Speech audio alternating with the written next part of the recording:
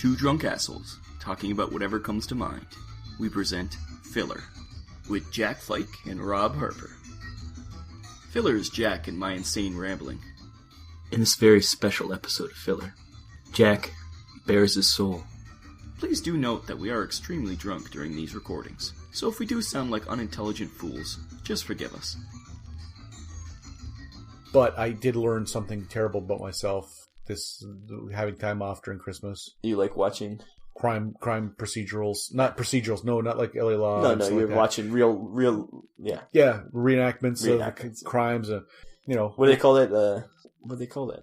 I've marathoned because I don't have cable, and I just moved my television to make room for my. How do you Christmas get Court tree. TV if you don't have cable?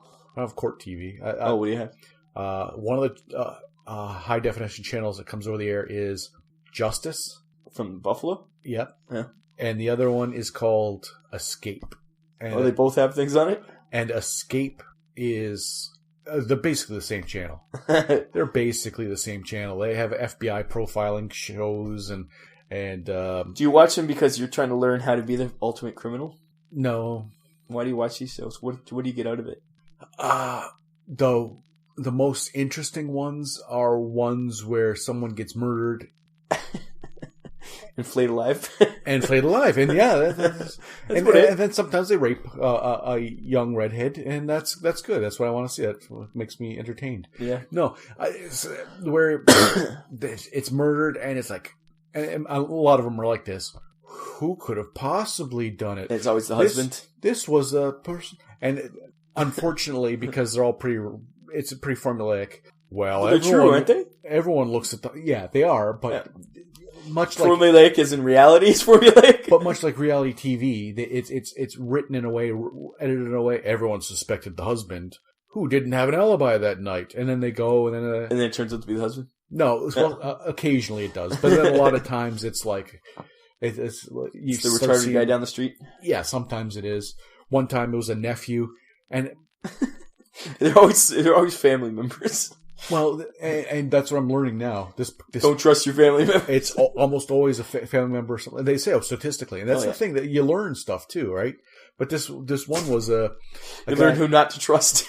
Anyone who you're related to. They're all maniacs. They show the crime scene, and the two girls were murdered. The mother was murdered. And there's a strange cigarette butt. Is it the real crime scenes? Like, I hate when it shows, or is it reenactments? Both. Yes, I hate when they show real crime scenes. And there's I just pull my pants down, get a beach towel, and just go to town. No, it showed a cigarette butt with a brown thing in it. They're all white, but the one's brown. And then they said, okay, well, it's probably this guy who's a neighbor in the neighborhood, and because he fits the profiler's thing. But it also could be, this person. And then all of a sudden the nephew shows up and he's like, hey, what happened to Auntie so-and-so? And he's smoking this. And just the camera. He did it. Yeah. Now I got an hour to sit and wait until I can go, told you so. And there's no one here with me. I got to look at my dog and go, told you so. He's smoking with the brown butt. Told you so. So they telegraph it? That one they did. And and some of them they don't, it's not like it's not like Angela Lansbury where they purposely mislead or whatever. I was going to say those ones you never knew did because they lied to you the whole time, and then but and then it shows the court case. But you don't like mysteries, like a British mystery show. You would never watch that, like a Clouseau or not Clouseau. Clouseau is Pink Panther. Oh, what's that? Yeah, one? The other one. Inspector. What's his name? God damn it. Gadget. Yes, Inspector Gadget. Who was Inspector Clouseau? The difference is I have... Hercule Poirot. Poirot, not Clouseau. Yeah. I have 10 channels. I want something on the background. But do you like mysteries? Would you watch a mystery show? See, I don't like mysteries. I find them stupid. I tried to watch... I like Sherlock. I tried to watch Bumberdick Cabbage Patch, and I couldn't. You didn't like it? No, I couldn't do it. I'm guessing that the reason is this happened. It happened. It's factual the way it happened. So it's real, yeah. It is real. Whereas if a writer were to write something, even if a writer was to write something as fantastic as the ones that I've seen, you don't feel the I can't. I think, okay, well, I'm just being led down the garden path by a Because writer. you know it's fake. It didn't But the happen. moment they say it's a real thing, you're like, okay, it's real. But yeah.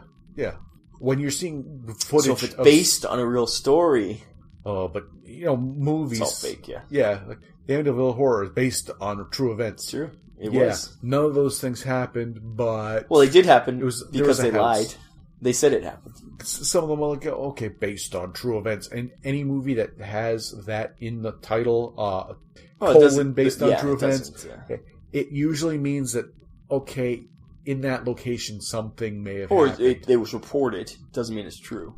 Yeah, but it's ridiculous. These are, I don't know what percentage has to be true to say it's based on true events, but it's not much because, like you say, sometimes it's like, yes, there was a kid who lived there, and they had autism, so they said he was possessed, or so, and then all of a sudden it becomes the possession of Emily Rose or whatever. Yeah.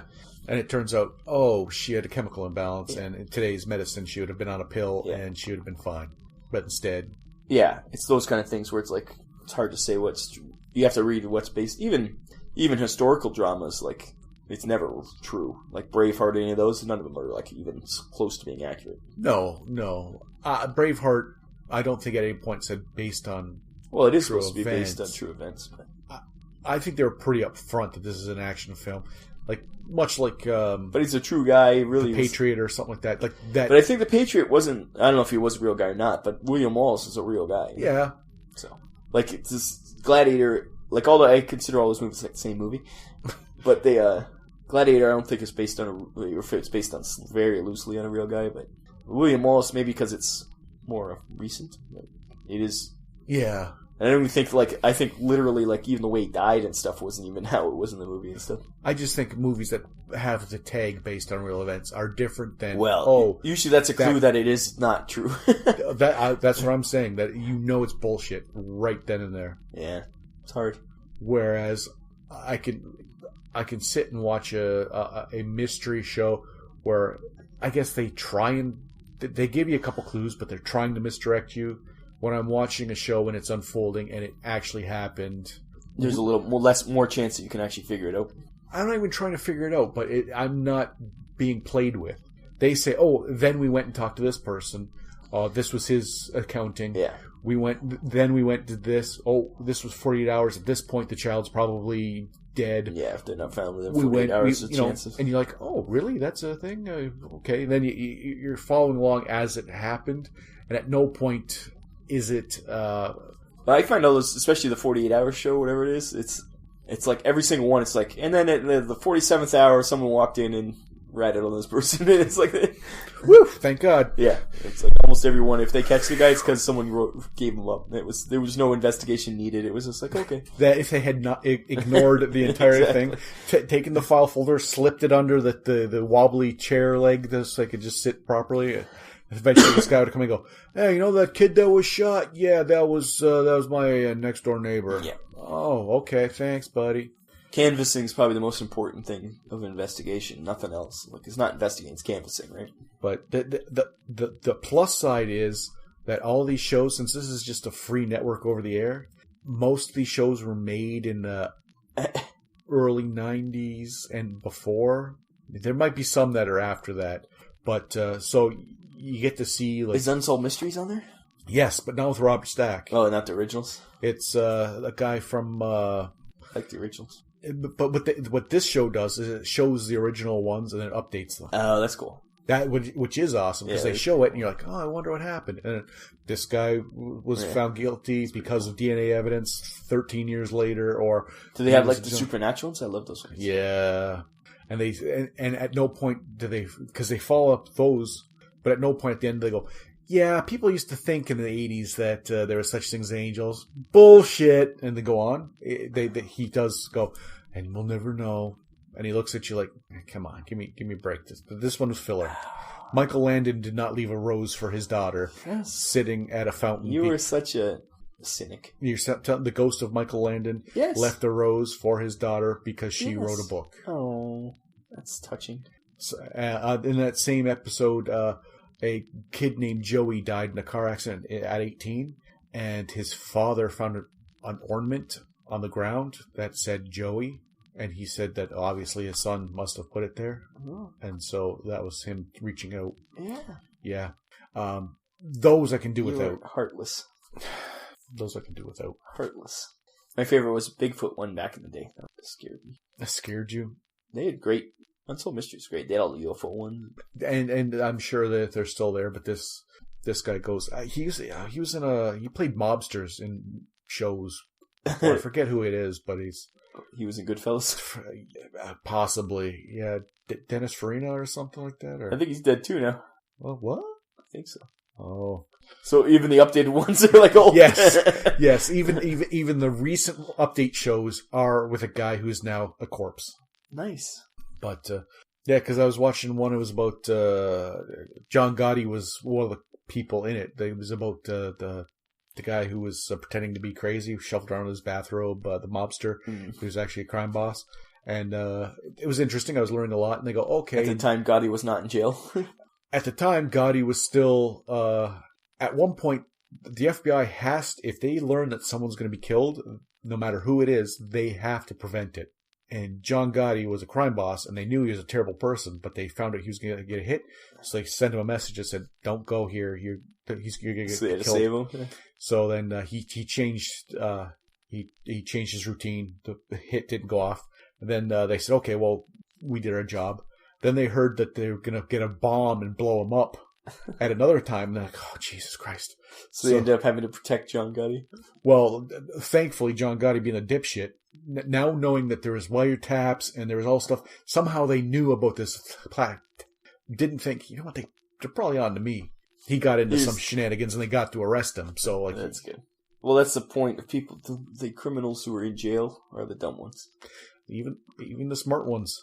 Because the smart ones own banks. That's true. Or are politicians. That's true too. Because I've learned there's a lot of crooked judges. Well, yeah. Anybody in power is crooked. That's a guarantee. Power corrupts. I guess so.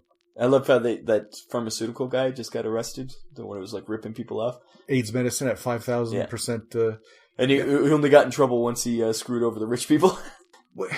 If you're so full of, like, if you're up to so much like bad shit, why would you publicize shit? Why would I would peek out of my door once a day, reach around, grab my mail out of the slot, slide back into my hole, keep it quiet, and sit on my mattress of money. Yeah. I would not be on Milking Facebook off, yeah. and on Twitter buying the Wu-Tang Clan's one album. Did you hear about that? They released. They made an album. They made one copy and they sold it as like a Wu-Tang on action, like an auction. The guy bought it. Good for him. I think his legitimate job, was not going to allow him to purchase the only copy of an album in an auction. I think what it was is he pissed people off, and then they were like, well, let's look into it. Like, that's what happens to cops all the time. Don't piss off a cop, because then he'll start looking into your shit and find something, right? So that's what it was on a larger scale. They're like, oh yeah? You're pissing us off? Okay, let's look at, what's this? Yeah, it turned out he was a scam artist. And... well, he's just, what was it? Fraud of some sort. Yeah. Yeah. Well, there you go. There you go. I've now found an appreciation for crime stories. Well, there you go. Crime TV.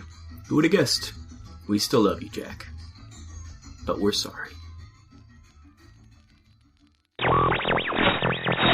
You know what's better than all those movies like The Avengers, or Iron Man, or Man of Steel, or Dark Knight Rises? You know what's better than all that? The porn parodies that were released shortly after them. And Vinland Old Time Radio. You know why? Because today's youth want old-timey radio productions, variety shows via a podcast format. Because the budget of the imagination is unlimited. That. I'm going to trademark that. Trademark. Is that how trademarks work? You just blurt it out? I think so. Okay. VinlandOldTimeRadio.podbean.com. Come for the funny. Stay for the alcohol. And the budget of the imagination.